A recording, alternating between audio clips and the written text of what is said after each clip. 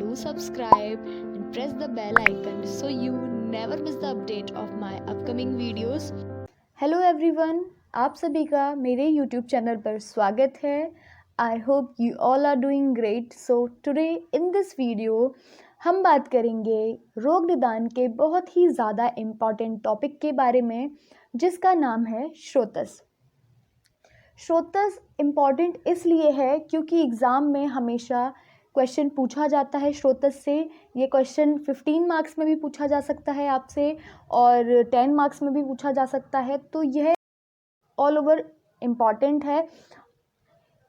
आज इस वीडियो में हम एग्ज़ाम पॉइंट ऑफ व्यू से पढ़ेंगे और एक प्रेजेंटेशन के तौर पे पढ़ेंगे कि हम एग्ज़ाम में कैसे आंसर को प्रेजेंट करें. तो चलिए शुरू करते हैं. श्रोतस. श्रोतस सबसे पहले कि ये शॉर्ट डेफिनेशन है श्रोतस की. श्रवणात् श्रोतांसी, अर्थात जिनसे श्रवण होता है उसे श्रोतस कहते हैं. आचार्य चरक के द्वारा ये कथित श्रवणात् श्रोतांसी एक डेफिनेशन, एक शॉर्ट उन्होंने एक श्लोक के तौर पर बताया है श्रोतस को डिफाइन करने के लिए. अर्थात जिनसे श्रवण होता है, ठीक है, जिनसे श्रवण होता है उसे हम श्रोतस कहते हैं.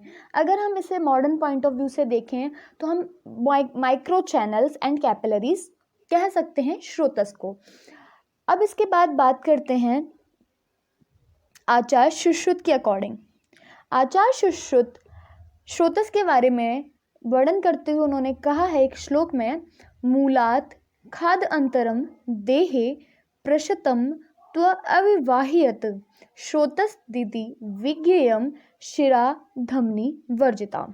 ओके, तो यहाँ पर आचार्य सुश्रुत ने वर्णन किया है श्रोतस के बारे में. तो आचार्य सुश्रुत ने कहा है कि हृदय आदि मूल छिद्रों से संपूर्ण शरीर में, हृदय आदि मूल छिद्रों से संपूर्ण शरीर में प्रसार करते हुए, ओके, आकाश महाभूत की प्रधानता वाले भीतर से अवकाश युक्त दृश्य या फिर अदृश्य शरीर यव जो उत्तरोक्त परिवर्तनशील धातुओं, दोषों, मलों, जल, अन्न आदि का श्रवण या वहन करते हैं, वह श्रोतस कहलाते हैं. परंतु सिरा या धमनी श्रोतस नहीं है. तो आचार्य सुश्रुत ने एक श्रोतस का स्वरूप का वर्णन किया है कि श्रोतस कैसे होते हैं, उनका वर्क क्या होता है, वह क्या काम करते हैं. एंड यस, उन्होंने लास्ट में ये भी बोला है सिरा धमनी वर्जिता. दैट मीन्स सिरा या धमनी श्रोतस नहीं है, ये सुश्रुत ने कहा है, ये हमें याद रखना है. एंड यस, सुश्रुत ने ये कहा है कि हृदय आदि मूल छिद्र से संपूर्ण शरीर में प्रसार करते हुए, ठीक है. तो उन्होंने एक स्ट्रक्चर बताया है कि जो हृदय है उसको मूल समझकर संपूर्ण शरीर में प्रसार करते हुए, इसमें आकाश महाभूत की प्रधानता बताई है. जो श्रोतस हैं उसमें अगर महाभूत कौन सा प्रधान है तो सुश्रुत ने आकाश महाभूत को प्रधान कहा है. और स्ट्रक्चर की बात करें तो उन्होंने बोला है भीतर से अवकाश युक्त, मतलब जो अंदर है, इंटरनल है, वो एकदम ब्लैंक स्पेस है, वहाँ पर अवकाश है. एंड दृश्य या अदृश्य शरीर अवयव जो उत्तरोक्त परिवर्तनशील धातुओं को, दोषों को, मल को, जल, अन्न आदि का श्रवण या वहन करते हैं. इनका वर्क क्या होता है? उनका वर्क होता है कि जो धातु है हमारे शरीर की, जो दोष है हमारे शरीर के, जो मल है, जल है, अन्न है, ये इनका वहन करना या फिर श्रवण करना, एक जगह से दूसरी जगह तक ले जाना.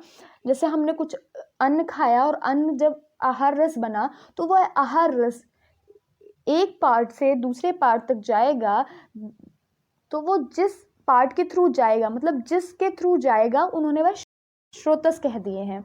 ओके, उन्होंने उसको श्रोतस कह दिया है. तो यहाँ पे सुश्रुत ने बहुत ही अच्छे से वर्णन किया है श्रोतस का. उन्होंने स्पेसिफिकली जो श्रोतस हैं उनका स्ट्रक्चर बताया है, उनका वर्क बताया है, उनमें कौन से महाभूत की प्रधानता होती है. तो बहुत ही अच्छे से डिफाइन किया है श्रोतस. चलिए अब हम आगे देखते हैं आचार्य चरक. आचार्य चरक ने श्रोतस के बारे में कहा है, श्रोतांशी खलु परिणाम आपद्यनानाम धातूनाम अविवाहिनी भवत्यान रेन. ठीक है, आचार्य चरक के अनुसार श्रोतस को क्या बोला है? परिणाम आपद्यमान. उन्होंने बोला है, एक वर्ड टर्म बोला है जो कि धातुओं का अविवहन करता है, ठीक है, धातुओं का अविवहन करता है, आचार्य चरक ने बोला है।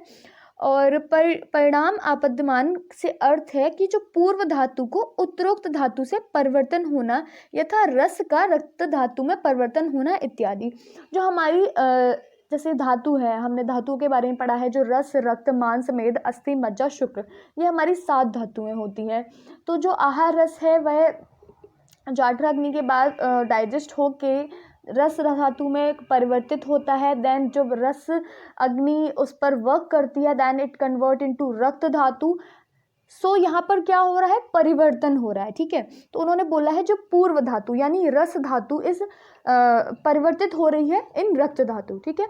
तो जो यहाँ पर यही बताया गया है कि परिणाम आपद्यमानम, उन्होंने बोला है कि जो धातुओं का अविवहन करना है, रस धातु से रक्त धातु का अविवहन करना, ये हमारा क्या है, स्रोतस का काम है। ये स्रोतस यह काम करते हैं। तो ये आचार्य चरक ने बहुत ही अच्छे से एक बताया है।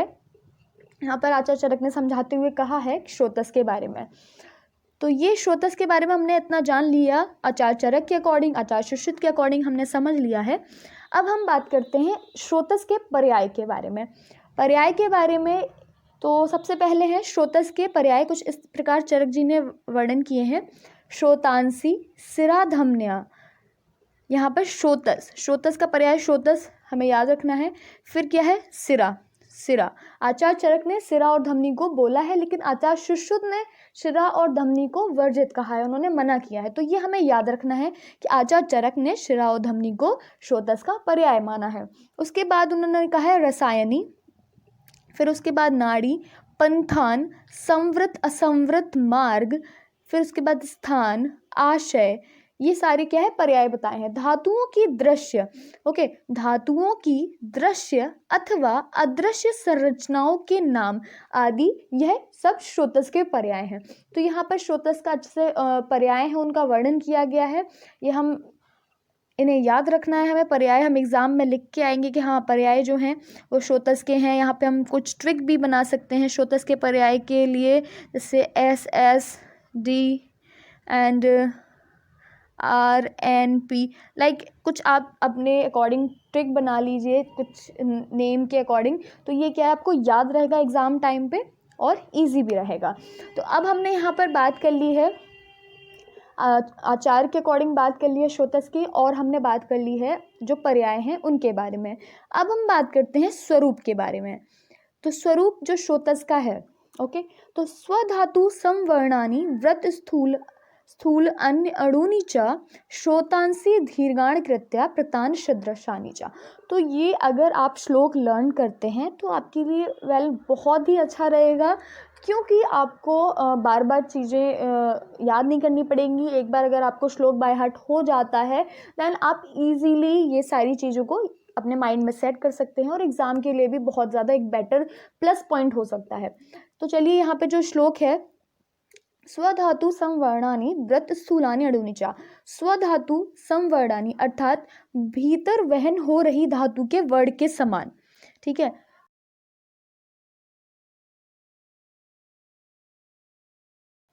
ओके, स्वधातु संवर्णानि, स्वधातु संवर्णानि का अर्थ है यहाँ पर भीतर वहन हो रही धातु के वर्ण के समान। जैसे ब्लड है, ओके, ब्लड क्या है, ब्लड रेड कलर का है, ठीक है। एक एग्जाम्पल के तौर पे हम यहाँ पे समझ लेते हैं, जस्ट लाइक ये कोई कैपिलरी है, ओके, इसके अंदर ब्लड फ्लो कर रहा है, तो ब्लड का कलर है वो रेड है। तो यहाँ पर उन्होंने बोला स्वधातु संवर्णानि, जो भीतर वहन हो रही है धातु, रक्त धातु भीतर वहन हो रही है, तो इसका वर्ण कैसा होगा, सेम होगा, ठीक है, भीतर वहन हो रही धातु के वर्ण के समान। तो ये अगर ब्लड का मतलब रक्त है, जो हमारी रक्त धातु है वो रेड कलर की है, तो जो ऊपर का स्रोतस होगा वो भी हमारा रेड कलर का होगा। तो हम ऐसे याद रख सकते हैं, ठीक है। यहाँ पे हमने बात कर ली स्वधातु संवर्णानि के बारे में। अब हम बात करेंगे व्रत अर्थात नलिकाकार। व्रत अर्थात नलिकाकार मतलब कुछ इस आकार का, उन्होंने कहा है नली के आकार का, कोई ट्यूब हो सकती है, नलिकाकार, ठीक है। अब हम बात करें स्थूलानि अणुनि अर्थात कोई मोटे कोई पतले। स्थूल माने मोटा होना और अणु उसको होता है छोटा या फिर पतला होना। तो यहाँ पर ये कह रहे हैं स्थूलानी अणुनी चा, मतलब मोटा भी हो सकती है, ये स्रोतस मोटे भी हो सकते हैं या फिर ये पतले भी हो सकते हैं, डिपेंड करता है इनका स्ट्रक्चर, ये इन्होंने बताया है। दीर्घाण, दीर्घाण अर्थात लंबे होते हैं, ठीक है। और उसके बाद है प्रतान सदृशानी, अर्थात शाखाओं प्रशाखाओं के समान स्रोतस भी संपूर्ण शरीर में व्याप्त और फैले हुए रहते हैं। तो यहाँ पर जो स्रोतस है, ठीक है, स्रोतस है उसके स्वरूप के बारे में बताया गया है, ठीक है। तो जो स्रोतस है, स्रोतस का यहाँ पर स्वरूप बताया गया है कि जो स्रोतस होते हैं वह स्वधातु समवर्णानी, अर्थात उनका जो वर्ण होता है वही वर्ण होता है जो उनके अंदर धातु का वहन हो रहा है, सेम कलर उनका होता है। व्रत अर्थात नलिकाकार होते हैं। स्थूलानी अणुनी मतलब कोई मोटे होते हैं कोई पतले होते हैं। दीर्घाण अर्थात लंबे होते हैं। प्रतान सदृशानी अर्थात शाखाओं या प्रशाखाओं के समान स्रोतस भी संपूर्ण शरीर में व्याप्त और फैले हुए होते हैं। तो यहाँ पर हमने स्रोतस के स्वरूप के बारे में देख लिया है। तो चलिए अब हम आगे बढ़ते हैं। ओके, अब हम बात करेंगे स्रोतस के भेद के बारे में। ओके, तो स्रोतस के भेद हैं, ये हमेशा क्वेश्चन पूछा जाता है कि स्रोतस के भेद कितने होते हैं, और इसमें बच्चे बहुत बार कंफ्यूज हो जाते हैं, बहुत बार ही उन्हें समझ नहीं आता कि स्रोतस के कितने टाइप्स हैं, कितने भेद हैं। तो आज हम उसके बारे में बात करते हैं। जो स्रोतस होते हैं, अगर हम एक जनरल देखें तो दो तरीके के, दृश्य स्रोतस और अदृश्य स्रोतस। दृश्य स्रोतस मतलब जिसे हम देख सकते हैं, और अदृश्य जो हमें नहीं दिख रहे हैं, ठीक है। तो पहले हम दृश्य स्रोतस के बारे में बात कर लेते हैं। जो ये दृश्य स्रोतस होते हैं यह शरीर के बाह्य स्रोतस होते हैं, मतलब जो बाहर हमारे स्रोतस हैं हम उनको बोलेंगे दृश्य स्रोतस, जिसे हम देख भी सकते हैं। उसके बाद अगर हम देखें दृश्य स्रोतस की जो संख्या है वह कितनी है, तो जो पुरुष हैं, ठीक है, पुरुष में दृश्य स्रोतस की संख्या उन्होंने बोली है 9।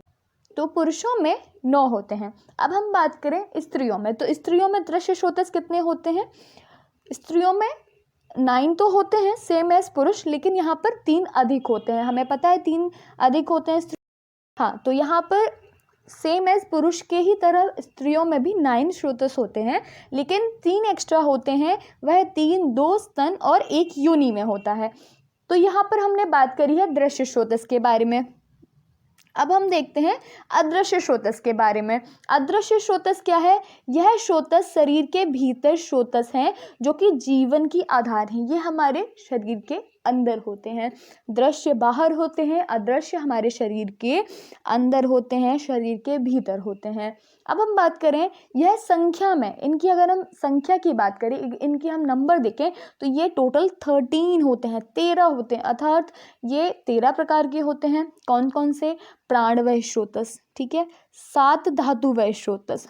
उसके बाद जो 7 धातुवय स्रोतस हैं, रक्त, रस, रक्त, मांस, मेद, अस्थि, मज्जा, शुक्र, ठीक है। उसके बाद हमारे हैं 3 मलवय स्रोतस, पुरीश, मूत्र और स्वेद, 1 अन्नवय स्रोतस और 1 उदकवय स्रोतस। तो ये हमें याद रखना है। इनका नंबर टोटल कितने होते हैं? अदृश्य 13 होते हैं, और इनकी जो संख्या होती है वह 13 होती है। और उनका जो एक्सप्लेनेशन है, लाइक प्राणवय, अन्नवय, उदकवय, 7 धातुवय और 3 मलवय स्रोतस, ठीक। अब हम बात करें स्रोतस के हेतु के बारे में। स्रोतस के हेतु मतलब स्रोतों की दुष्टि के हेतु क्या है, क्या कॉज है जिसकी वजह से स्रोतस दुष्ट हो जाते हैं। तो सबसे पहले यहाँ पे जो मेन कॉज कहा गया है, आहार विहार। आहार विहार, ठीक है, आहार विहार ये क्या है? अगर आहार कोई मनुष्य, ठीक है, आप इसको समझिए, बहुत इजी है। अगर कोई मनुष्य आहार विहार कर रहा है, जैसे कि किसी मनुष्य के अंदर वात प्रकोपित है, ठीक है, वह दोषों के समान होता है। मतलब अगर आहार विहार वह वात प्रकोपित वाला ही कर रहा है, देन उसके अंदर क्या होगा? दोष प्रकोप हो जाएगा, ठीक है। अगर वही आहार विहार धातुओं के विपरीत होता है, वहाँ पे भी क्या है? प्रकोपित वाली स्टेज आ जाएगी। तो यहाँ पर समझना बस इतना है कि जो स्रोतो दृष्टि के हेतु हैं वो हमारे आहार विहार से रिलेटेड हैं। आहार विहार भी कैसा? दोषों के समान, ठीक है, या फिर धातुओं के विपरीत। तो ये दोनों ही कंडीशन क्या करेंगी, ये दोनों ही कंडीशन कॉज करेंगी श्रोतों की दृष्टि। ये श्लोक है श्रोतोदृष्टि का, ये आप एग्ज़ाम में लिख के आएँ तो बहुत ही ज़्यादा अच्छा इंप्रेशन पड़ेगा और बहुत ज़्यादा अगर आप इसको लर्न भी करते हैं तो बहुत ही ईजीली आपको चीज़ें बहुत अच्छी समझ में आ जाएंगी, कंसेप्ट बहुत अच्छे से समझ में आ जाएगा। यहाँ पर बताया गया है आहारस्य विहारस्य य स्यात् दोष गुणे क्षमा धातुर्वी गुणश्चापि श्रोतांसी सा प्रदूषका। आहारस्य विहारस्य या स्यात् दोष गुणे क्षमा धातुर्वी गुणश्चापि श्रोतांसा प्रदूषका। जो अभी हमने ऊपर समझा, जो हमने ऊपर देखा, वही बस यहाँ पर बताया गया है कि जो आहार विहार है, अगर मनुष्य आहार विहार दोषों के समान करता है या फिर धातुओं के विपरीत करता है, देन उसकी बॉडी में क्या होता है, उसकी बॉडी में श्रोतों की दृष्टि हो जाती है। नाउ अब हम नेक्स्ट आगे बढ़ते हैं। ओके, अब यहाँ पे कहा गया है श्रोतो दृष्टि के सामान्य लक्षण। पहले हमने पढ़ लिया कि जो श्रोतो दृष्टि है वो कैसे होती है।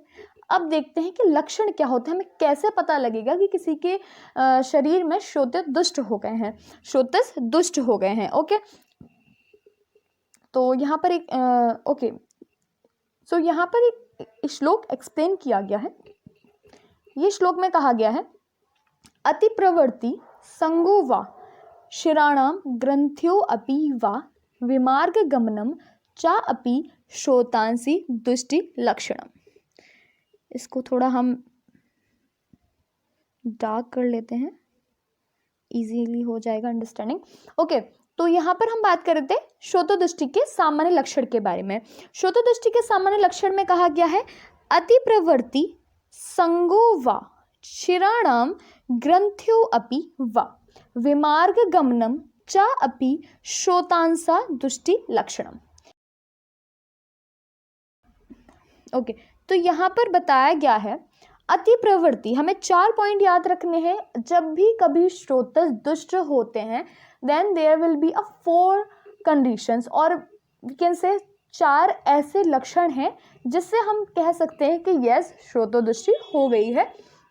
तो यहाँ पर क्या है, यहाँ पर बताए गए हैं अति प्रवृत्ति, संग, सिराग्रंथि और विमार्गमन। किसी चीज़ की अति प्रवृत्ति मतलब कोई भी, जैसे ब्लड फ्लो हो रहा है नॉर्मल, लेकिन क्या है अति प्रवृत्ति हो गई, बहुत ज़्यादा एक्सेसिव हो गया वो, ठीक है। संग, किसी चीज़ का संग हो गया मतलब रुक गया वहीं पे। सिराग्रंथि, कुछ ग्रंथि के आकार का ऑब्स्ट्रक्शन बन गया। या फिर विमार्ग गमन, जो नॉर्मल पाथवे था उसको ना करते हुए वह रॉन्ग पाथवे पे जा रहा है कुछ भी, देन वहाँ पे क्या है विमार्गमन। तो ये श्रोतोदृष्टि के 4 लक्षण हैं, ये हमें याद रखने हैं, बहुत ही इंपॉर्टेंट हैं और ये एग्जाम में मोस्टली पूछा जाता है कि श्रोतोदृष्टि के लक्षण क्या हैं। And they are 4। ओके, तो वहाँ पर तो श्रोतोदृष्टि के लक्षण क्या हैं, तो हम वहाँ पर ये 4 पॉइंट ऐड करके इनको डिफाइन कर सकते हैं।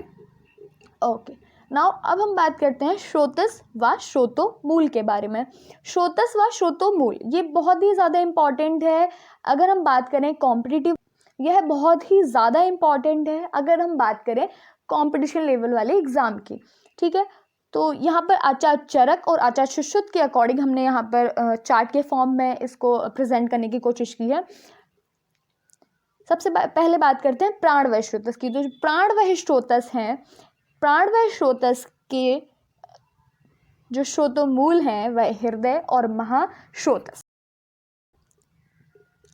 अगर हम बात करें आचार्य सुश्रुत के अनुसार तो सुश्रुत ने हृदय कहा है, बट वहाँ पर महाश्रोतस ना कहकर उन्होंने रसवाही धमनियाँ कह दिया है, ठीक है। उसके बाद हम बात करें उदगवह श्रोतस के बारे में। उदगवह श्रोतस के बारे में बात करें तो आचार्य चरक कहते हैं तालु और क्लोम कहते हैं इनका मूल, लेकिन सुश्रुत ने भी सेम ही कहा है तालु व क्लोम, ठीक। अन्नवय श्रोतस की बात करें तो अन्नवय श्रोतस में जो चरक है हमारे, चरक ने कहा है आमाशय और वाम पार्श्व, लेकिन हमारे सुश्रुत हैं उन्होंने आमाशय तो कहा है लेकिन अन्नवाही धमनी अन्नवाही उन्होंने बोला है, ठीक है। उसके बाद अगर हम रसवय श्रोतस की बात करें तो रसवय श्रोतस में हृदय और 10 धमनियाँ कहा है, बट जो सुश्रुत हैं उन्होंने हृदय और रस धमनियाँ